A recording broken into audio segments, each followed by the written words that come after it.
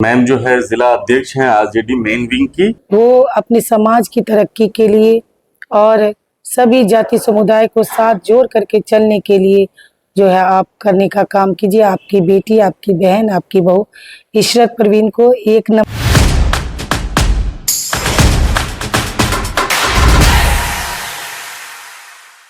मैं हूं नियमित और आप देख रहे हैं न्यूज का दरोगा का पॉलिटिकल किस्सा, नेताजी के विचार। आज मैं मौजूद हूं कटिहार में, और कटिहार में खास करके प्राणपुर में, और मेरे साथ जुड़ी हुई हैं एक मैम है।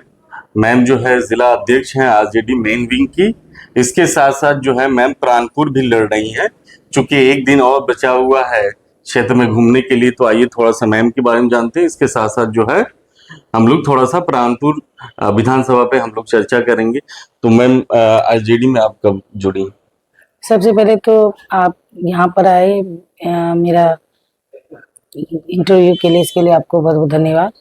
आज जहाँ तक आरजेडी के बारे में आपने पूछा, तो आरजेडी से हम लोग का जो संपर्क है वो बहुत पुराना रहा है। ये पुराना मेरा पारिवारिक रिलेशन जो है और आरजेडी से ही हमारे परिवार का रहा है हमेशा से।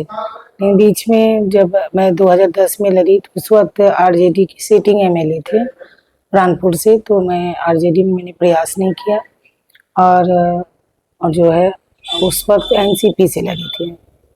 तो ऐसे ही आरजेडी मेरे खून में है, और शुरू से मेरे पारिवारिक जो परिवेश है उसमें सारे लोग हमारे आरजेडी और सामाजिक विचारधारा के रहे हैं, इसलिए मैं आरजेडी से जुड़ी हुई हूँ। और पार्टी जिला अध्यक्ष की मेन विंग में 2021-22 में मैं मेन विंग की जिला अध्यक्ष बनी हूँ आरजेडी की। और अभी मुझे प्राणपुर से प्रत्याशी बनाया गया है, राष्ट्रीय जनता दल की मैं प्रत्याशी हूँ। मैम अगर देखा जाए प्राणपुर जो है इस दफा जो आप जो है मेन स्ट्रीम से और जो मेन पार्टी है उस पार्टी से आप टिकट लेके आई हैं, क्षेत्र में घूम रही है, किस तरीके का रुझान लग रहा है आपको? यहाँ पर जो प्राणपुर के लोग हैं, जो यहाँ के प्राणपुर विधानसभा के निवासी हैं, ज्यादातर सेकुलर सोच वाले सामाजिक विचारधारा के लोग हैं। जो सामाजिक विचारधारा के जो सभी जाति वर्ग के लोग हैं वो इस बात बदलाव के मूड में है। और जहाँ तक चुनाव लड़ने का सवाल है, तो इसी को लेकर के मैं हमेशा से क्षेत्र में रही हूँ। सभी सामाजिक विचारधारा के जो सेकुलर लोग हैं उनको जो है आगे बढ़ा करके समाज के विकास के लिए अपने साथ जोड़ करके आगे बढ़ने का प्रयास है। और सारे लोग, सभी वर्गों के लोग मेरे साथ हैं। हम चुनाव लड़ रहे हैं और पूरी मजबूती के साथ लड़ रहे हैं, और सभी जाति समुदाय का मुझे सपोर्ट मिल रहा है। पूरी कटिहार जिला में 7 विधानसभा और पूरे बिहार में जो आंधी महागठबंधन की चल रही है, उसको इस बार हमको लगता है पब्लिक नहीं है, जो आम आवाम है, जो आम जन है, जो बिहार के लोग हैं, उन्होंने पहले से ही मूड बना लिया है कि बदलाव की जो है और वो अग्रसरित है। और इस बार निश्चित तौर पर प्राणपुर में भी और पूरे कटिहार जिला के 7 विधानसभा में और पूरे बिहार में बदलाव होगा।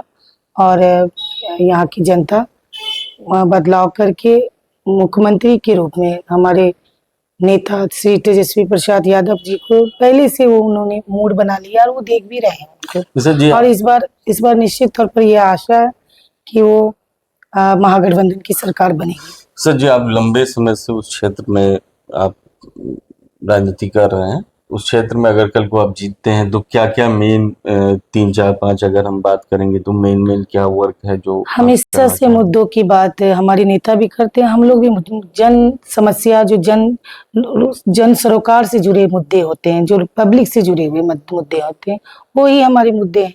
क्योंकि पब्लिक को सामाजिक जो सार्वजनिक काम है वो चाहिए।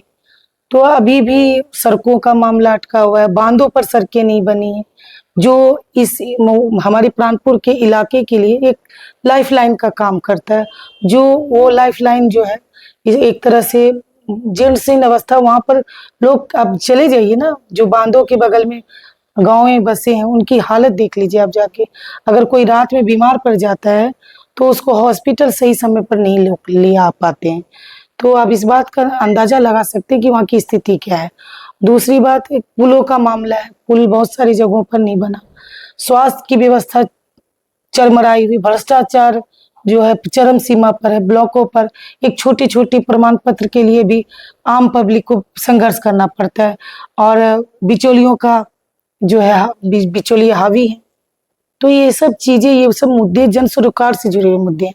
और जहां तक हमारी पार्टी ने जो हमारा चुनावी मैनिफेस्टो है कि माँ बहन माँ योजना के तहत हर महिलाओं को 2500 रुपये हर महीने देने की बात की गई, आशा वर्कर को जो है 16,000 रुपया, फिर जीविका दीदी को 30,000, फिर वो आपका जो खाना रसोईया बनाती है उनको जो है मंथ पैसा देने की बात की गई, हर घर में एक बच्चे को नौकरी देने की बात की गई। ये सारी 200 यूनिट बिजली फ्री, 500 रुपए में सिलेंडर। देखिए ये सारे मुद्दे जो आम आवाम को सीधे तौर पर जो है कनेक्ट करती है, ये मुद्दे हैं और यही मुद्दों पर हम लोग जा रहे हैं। और जो गांव के उस इलाके के मुद्दे हैं वो भी हमारी प्रायोरिटी में है। एक अंतिम सवाल, चूंकि आप क्षेत्र में जाएंगी, मेरा ये प्लेटफॉर्म है, इस प्लेटफॉर्म के जरिए प्राणपुर की जनता से कुछ कहना चाहेंगी तो अपील करना बस चाहेंगी। इतना ही अपील प्राणपुर की पूरी हमारी आम आवाम से, हमारी पब्लिक से, हमारे माई बाप से यही आग्रह है कि आपको प्रजातांत्रिक और लोकतांत्रिक अधिकार जो मतदान करने का जो 11 नवंबर को आप करने जा रहे हैं, वो अपने समाज की तरक्की के लिए और सभी जाति समुदाय को साथ जोड़ करके चलने के लिए जो है आप करने का काम कीजिए। आपकी बेटी, आपकी बहन, आपकी बहू इशरत परवीन को 1 नंबर पे लाइन 10 छाप पर आप सब मिल करके भारी से भारी मत देने का काम कीजिए और समाज को आगे बढ़ाने का काम कीजिए। मुद्दों पर हम लोग लड़ेंगे भी और निश्चित जीतेंगे भी। धन्यवाद। बहुत बहुत शुक्रिया मैम, हमारे प्लेटफॉर्म के लिए बहुत आपने वक्त धन्यवाद। दिया। Thank you.